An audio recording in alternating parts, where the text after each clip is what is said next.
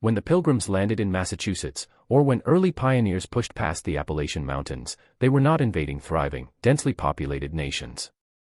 In many cases, they were walking into a landscape that was already entirely empty, quiet, and depopulated.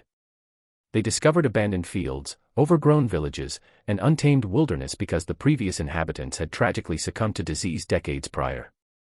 This completely changes the moral framework of the theft argument. Moving into an empty, depopulated region that has been cleared by a natural biological disaster is fundamentally different from launching an intentional military campaign to displace a population. The land was not won through sheer military conquest, it was opened up by a tragic, unavoidable biological accident. To ignore the role of disease is to fundamentally misrepresent how the United States was settled. It replaces a complex ecological and medical tragedy with a simplistic story of pure villainy. Now that we have dismantled the history, the global double standards, and the mechanics of how this land changed hands, let's pull all of these threads together.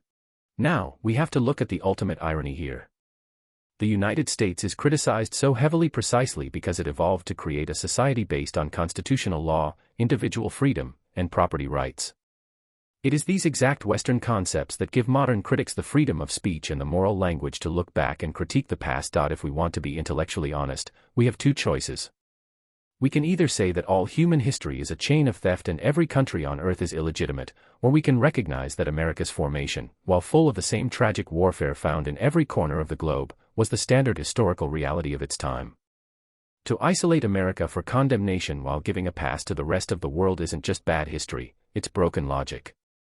We have looked at the fluid nature of pre-Columbian borders, the reality of intra-indigenous warfare, the logical trap of presentism, the parallel conquests that built every other nation on Earth, and the biological tragedy that actually opened up the continent. Now, let's pull all of these threads together and look at the supreme, civilizational irony at the absolute center of the stolen land debate. First, we must acknowledge a massive chunk of American history that the catchphrase completely ignores. Millions of square miles of the United States were not taken by force at all, but were acquired through entirely peaceful, legal international purchases and treaties. The Louisiana Purchase of 1803 from France instantly doubled the size of the nation through a financial transaction. The Gadsden Purchase of 1853 from Mexico legally secured the desert Southwest.